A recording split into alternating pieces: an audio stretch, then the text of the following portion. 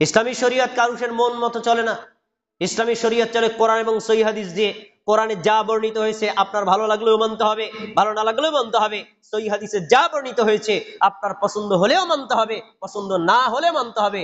এটাই হলো মুসলিমের কাজ। কেউ যদি পছন্দ মতো ধর্ম মানে তাহলে সে হেদায়েত পাবে না। আল্লাহ কি বলছেন দেখেন, সূরাত সাদ 26 নম্বর আয়াতে আল্লাহ বলেন, ওয়ালা তাত্তাবি'ু আল হাওয়া ফায়ুদিল্লাকা আন সাবিলিল্লাহ ইন্নাল্লাযীনা ইয়াদিল্লুনা আন সাবিলিল্লাহি লাহুম আযাবুন শাদীদ। হে দাউদ, তুমি শোনো, তুমি কখনো প্রবৃত্তির অনুসরণ করবা না। যদি তুমি প্রবৃত্তির অনুসরণ করো, প্রবৃত্তির অনুসরণ তোমাকে আল্লাহর রাস্তা থেকে সরিয়ে দিবে। আর যে ব্যক্তি আল্লাহর রাস্তা থেকে সরে যায় তার জন্যই আল্লাহ কঠিন শাস্তি রেখেছে। এই আয়াতে স্পষ্ট দাউদ আলাইহিস সালামকে আল্লাহ বলছেন, প্রবৃত্তির অনুসরণ করলে তুমি আল্লাহর রাস্তা থেকে সরে যাবা, তাহলে কি সে হিদায়াত পাবে? পাবে না। সূরা কসাস 50 নম্বর আয়াতে আল্লাহ বলছেন, ওমান আদাল্লু মিম্মান ইত্তাবা হাওয়াহু বিগাইরি হুদাম মিনাল্লাহ। আল্লাহর পক্ষ থেকে হেদায়েত আসার পরে যে ব্যক্তি আল্লাহর দেওয়া হেদায়েত গ্রহণ না করে, নিজের মন মতো চলে, ওর চাইতে বড় গোমরা, বড় পথভ্রষ্ট আর কে হতে পারে? আল্লাহর প্রশ্ন উত্তর হবে, ওর চাইতে বড় গোমরা আর কেউ হতে পারে না। তারপরে আল্লাহ তাআলা বলছেন, ইন্নাল্লাহা লা ইয়াহদিল কওমাজ জালিমিন। যারা পাপিষ্ঠ, যারা অপরাধী, যারা প্রবৃত্তির অনুসারী, তাদেরকে আল্লাহ হেদায়েত দেন না। তাহলে এই আয়াতে স্পষ্ট প্রবৃত্তির অনুসারীদেরকে হেদায়েত দেয় না কে? আল্লাহ। তা আল্লাহ হেদায়েত না দিলে পাবেন কিভাবে? অনেক দলিল আছে, সংক্ষেপ করে দিচ্ছি। এবার একটা হাদিস নেন, তাহলে আরো বুঝতে সহজ হবে।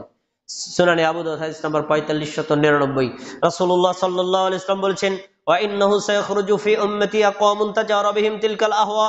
অচিরেই আমার উম্মতের মধ্যে একটা দল, একটা গ্রুপের আবির্ভাব ঘটবে।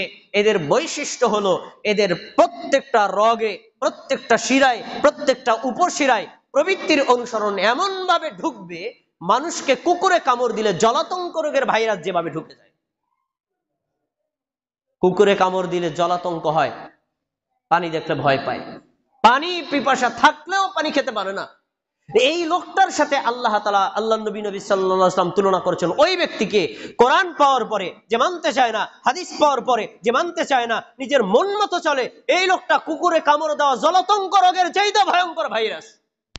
এই লোকটা হেদায়েত পাবে না। তাহলে কোরআনের দুইটা আয়াত আর এই হাদিস, আরো অনেক দলিল আছে, সংক্ষেপ করে দিচ্ছি। এই তিনটা থেকে কি বোঝা গেল?